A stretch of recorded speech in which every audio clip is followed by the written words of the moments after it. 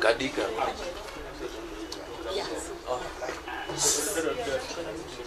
Oh, Yanga.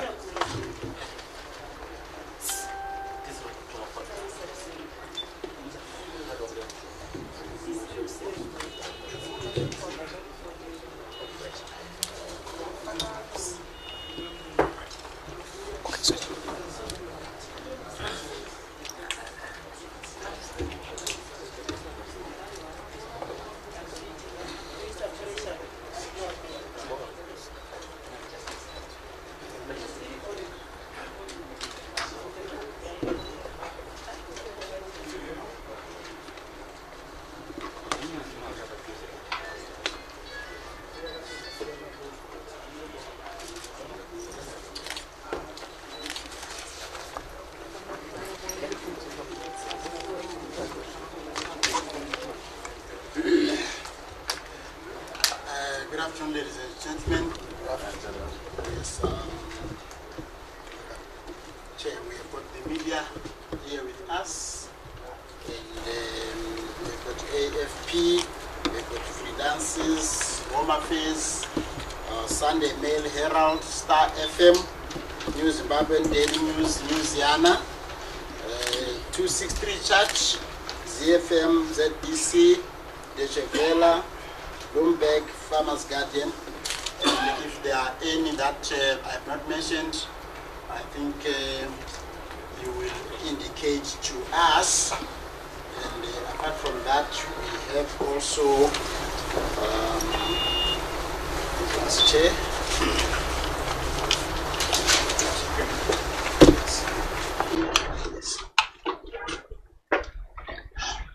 Chair, I think the press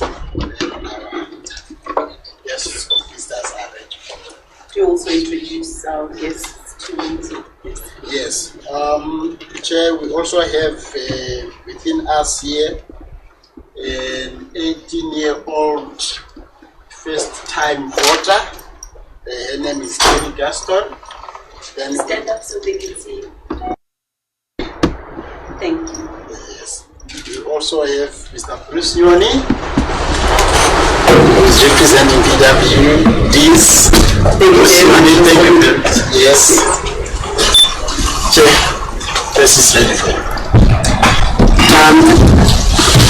Thank you, Mr. Slagwana, the Acting Elections Officer. May I say good afternoon and welcome to all members of the press and to our invited guests, members of the Secretariat and everyone here present. The Zimbabwe Electoral Commission would like to announce that the consolidated final voters' roll for the 2018 harmonized elections is now available. This is indeed a historic moment for the Commission and the generality of Zimbabweans who have remained patient up to this day. As you may be aware, the function to register voters was bestowed on ZEC by the Constitution of Zimbabwe Amendment number 20 of 2013, a function which previously fell under the ambit of the Registrar General's Office. The nomination called 14 June 2018 from 10 o'clock in the morning and closed at 4 p.m. as fixed in Proclamation number 2 of 2018. However, processing of documents continued well into the night owing to an overwhelming response by aspiring candidates. The purpose of the nomination forms was to facilitate the nomination of prospective candidates in the upcoming harmonized elections by the electorate and to vet the candidates to ensure that they met certain criteria set by the law in order for them to participate in the upcoming harmonized elections. Nomination of candidates for election to the office of the President sat at the High Court of Pondera Building in Court A. Nominations of National Assembly constituency candidates, party list candidates to the Senate, National Assembly and provincial courts for the non-metropolitan provinces sat at the various provincial magistrates' offices of the chief executive officers of the respective local authorities. As most of you are now aware, 23 aspiring presidential candidates were successfully nominated. These include 3 women and 1 independent. With respect to Manicaland province, for instance, we had 194 candidates who were successfully nominated for the National Assembly elections, while in Harare Metropolitan Province, the figure was 308 successful nominees. We are now in the process of collecting and collating all the statistics from our 10 provinces to facilitate the gazetting of the names of all successfully nominated candidates. Thereafter, all successfully nominated candidates will be availed with electronic copies of the final voters' roll at our expense. The Commission is aware that the voters' roll is a critical component of the electoral process and in some instances a source of electoral disputes. Be that as it may, the Commission hopes that the voters' roll that is being availed today will meet public expectations and stakeholders who have devoted their precious time and resources in complementing ZEC's efforts towards this achievement. The electronic copies of the voters' roll will be availed to candidates contesting the forthcoming harmonized elections free of charge in terms of Section 21, subsection 6 of the Electoral Act, and copies will also be availed to members of the public at the following prescribed fees. A ward voters' roll will cost $2. A constituency voters' roll will cost $10, and the national voters' roll will cost $20.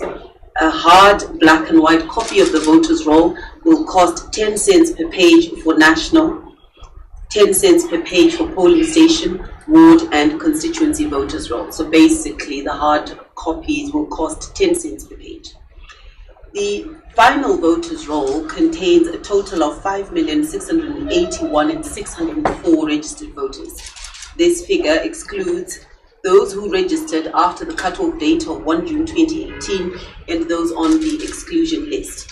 The exclusion list has entries which include the deceased, those with ID queries such as sharing one ID number or invalid IDs, as well as some multiple registrants and those whose data is yet to be decrypted who registered during the inspection period.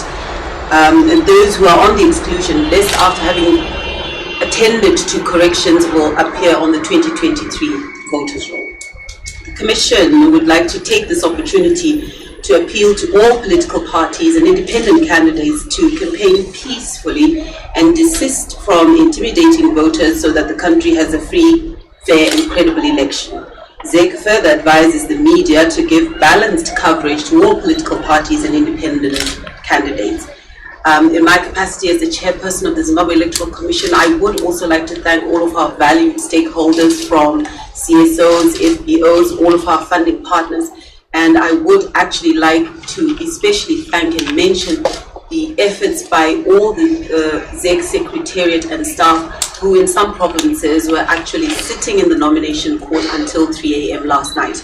I would like to thank them and commend them for a job well done. Basically, this is the prepared speech that I had, and what I want to do now is I have invited an 18-year-old who is a first-time voter and a representative of people with disability. And I would like these two representatives of our society to be the very first Zimbabwean citizens to receive copies of the final voters' roll. The rationale being that the voters' roll is something that should be owned by the people of Zimbabwe, the ordinary people of Zimbabwe. So I have called two representatives of the ordinary people of Zimbabwe. And Mr. Slaikwana, if you could facilitate, we start with one. If you give one a microphone, we'd like them to tell us briefly something about themselves, and then I'll hand them with the first copies of the final voters' roll. Are they a microphone? We invite both of them, if one of them can stand up first. We just want to know briefly who are they, what do they do, what they are expecting to happen in their country after the elections. Thank you. Come and stand next to me. Thank you. Yes. Please just tell us who you are and how many times you voted before and what you're expecting from the elections. My name is Bruce Yoni, representing the PWDs in Zimbabwe, the persons with disabilities.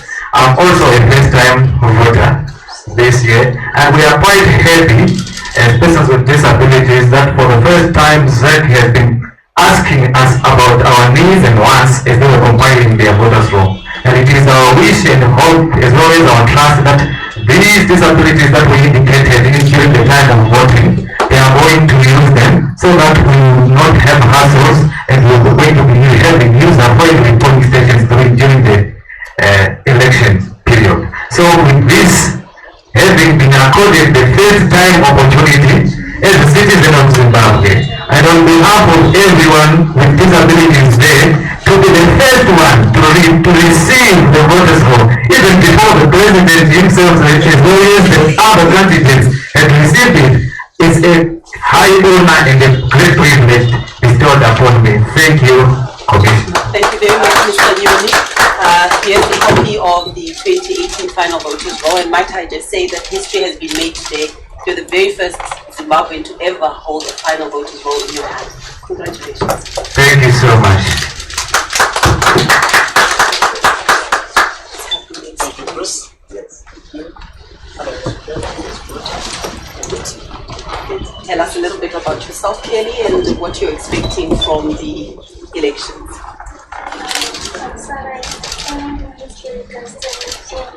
Taurisa tukuzo mwanangu. First time yangu kuvota ndakafara ndakatosoma kwezvachidela kana ndorepesera kurepesa saka ndinobara zvisikaiti Zvishauri kutarisa kuti zvichaitika munyika yeZimbabwe kana taenda kusana. ndinotenda kuti zvinhu zvakawanda zvichachinja uyezve tichazofara.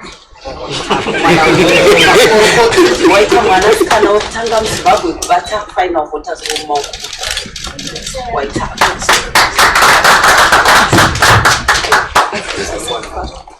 I will now allow the acting chief elections officer to lead me in answering a few questions.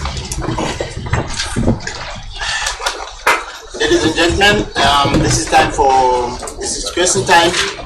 Kindly state your name and your organization, media house, as you ask your question. Yes, sir. We start there and then take 2 questions. My name is Reggae Mashai. I'm with AFP News Agency. Justice Chukumba, we understand that voters roll was supposed to be available before the sitting of the nomination. Why didn't you make it available earlier? Then the other issue is about other political parties who have been raising concerns on what they say the militarization of ZEC, deployment of the military intelligence services to intimidate voters in the rural areas. What have you done about that? Then lastly, the issue of voter education. Some observers have already noted that there is need for ZEC to educate voters that they have the right to vote for their candidate of their choice. What are you going to do as we go for the election? All right, thank you very much. I'll just take those 4 questions first so that we keep things in perspective. I had previously indicated that it would be ideal to avail copies of the final voters roll before the sitting of the nomination court. However, due to circumstances beyond our control, we found ourselves unable to actually complete the cleaning of the data which we had obtained during the inspection period. As you know, during the inspection period, people were filling in forms to change polling stations. People were filling in hard copies of forms to actually correct any errors. Those hard copies of all those corrections actually had to be brought here to head office from all the provinces, which took a couple of days. Then the data had to be uploaded onto computers and the data had to be decrypted. So the decryption took a substantial number of days, more than we had anticipated. And then finally we had to run a final round of deduplication using our APHIS program, using fingerprints, because we found that some of the people who had effected corrections then actually had to re-register.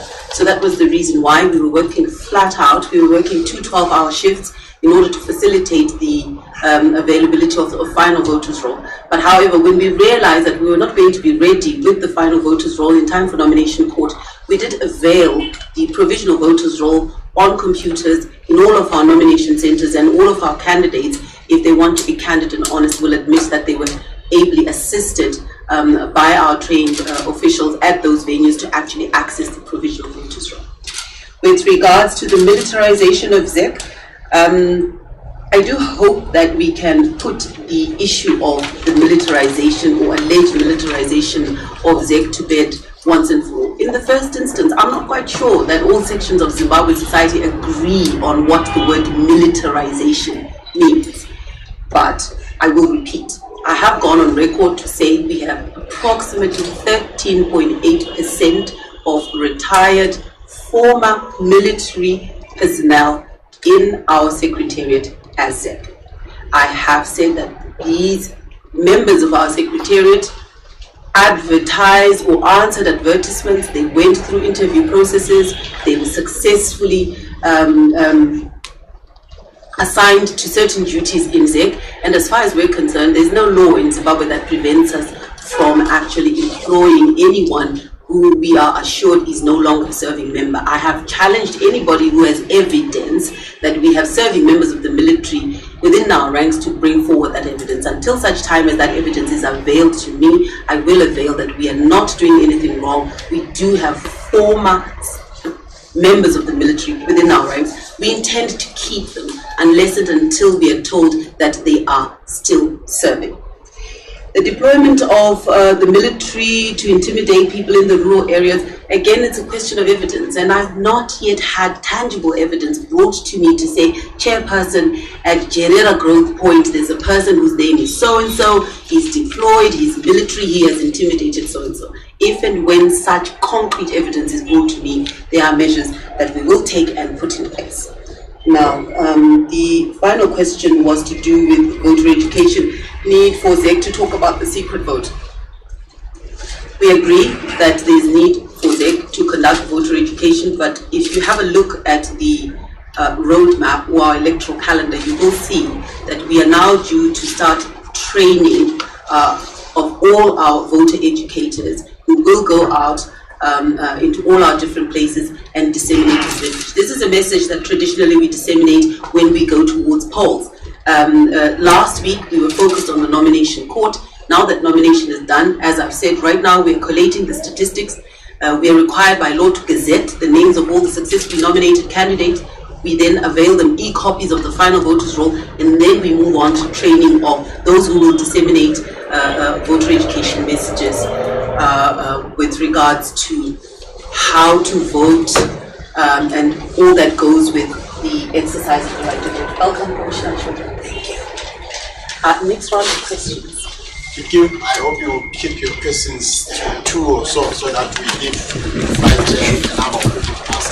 Yes, I recognize the gentleman. If we could stick to one question per person, it gives everybody a chance to. Yes, just one question, please. Okay. My name is Andrew Kunambura. I'm from the Daily News. I just wanted to find out how many people are on the exclusion list.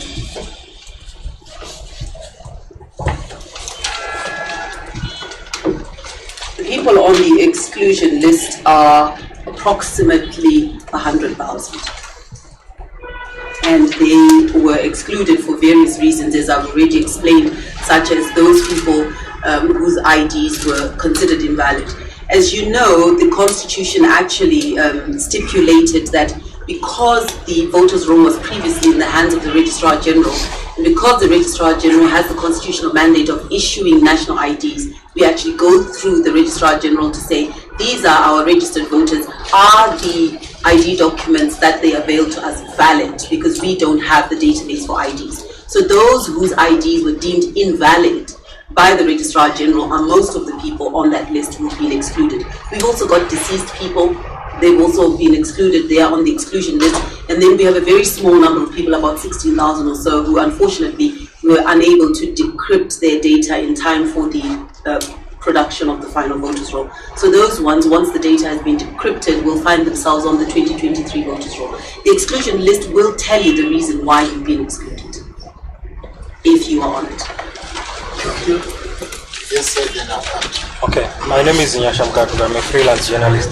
I wanted to ask how many presidential candidates which failed to register at the nomination court yesterday, and also how many the final voters roll, the hard copies, how many pages, which is costing 10 cents per copy. Thank you.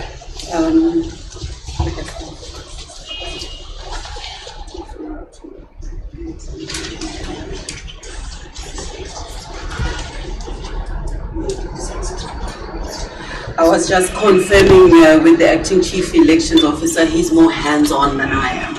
We had a total of 28 nominees submit their papers. As you know, 23 made it, which automatically means that 5 were not able to meet the requirements. You were asking about the number of pages for the final voters roll. We are yet to do a first print of the hard copy. So as of now, I am unable to say, but I'm sure in a day or so, our secretariat will have that information on their fingertips. We only have e-copies as of today. Once we print our first hard copy, we will know how many pages. Yes, I recognize you, then I'll come to you. Good afternoon. My name is Valentine Maponga. Yesterday, the High Court ordered I'm a freelance journalist. The High Court ordered ZEC to actually unveil the provisional voters law, and the argument for ERC electoral system was that they wanted the provisional voters law to allow them to carry out an audit of the final voters law. So are you going to unveil that to that organization as was ordered by the High Court yesterday? And this also to time my question is to allow for what will happen if there are any anomalies that will come out of the audit of the final voters law, and there are provisions for you to actually rectify thereof. Right. The first technical point to take note of is that we as the Zimbabwe Electoral Commission are yet to be served with a copy of the High Court order that was allegedly made. I've been advised and informed that social media is advising us that there's been an order made against us by the High Court, but we are yet to be served with a copy by the applicant. Therefore, I am reluctant to comment on what may or may not have happened or what the order may or may not say. I'm told that it generally gives us 5 days within which it stipulates that we ought to provide a copy of a provisional voters roll within 5 days of demand. I don't know whether that's correct, as I said. So my comments are limited for the reason that I've not been favored with a copy of the order. If and when I am favored with a copy of the order, we will take the issue on further advice from our lawyers. But I just want to say, the first thing is that our law doesn't actually provide for any creature called a provisional voters roll.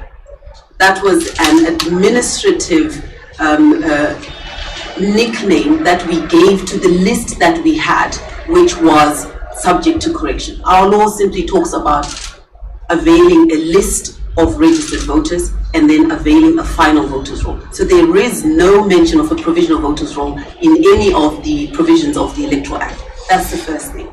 The second thing is that if we have been ordered to avail a provisional voters roll, perhaps that order may have been superseded by events because we no longer have a provisional voters roll, we now have a final voters roll. So I'm not quite sure if that's what the order says, whether we'll be able to comply with it. We might have been able to comply with it last week or during the inspection period when our roll was still provisional, but now we have a final voters roll. So I would like to be understood, please. Those comments are tempered by the fact that I've not had sight of the order. I don't know exactly what the High Court has said, but we as the Zimbabwe Electoral Commission have always said that where we can, we are always guided by the law, and we will be guided by the law to the extent that if the order that has been issued by the High Court has been superseded by events, we will have to approach the court for further directions on how best we can comply with its order.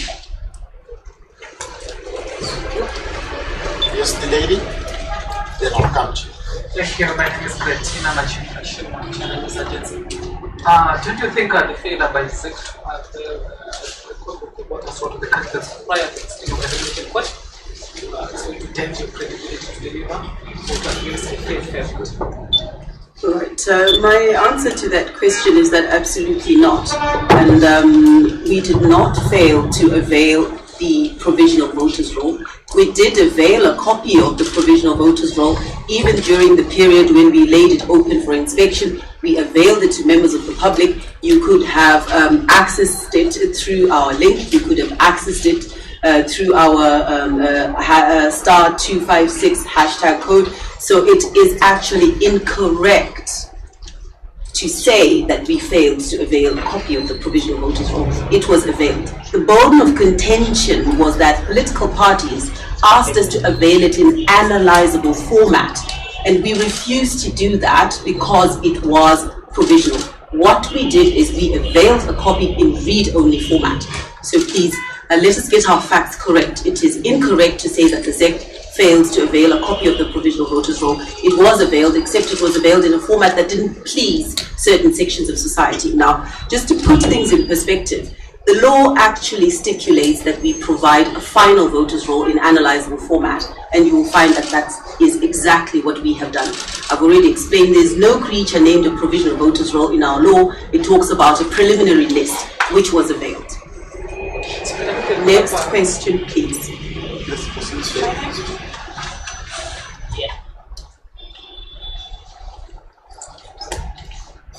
My name is Sharon Tawe from New Zealand.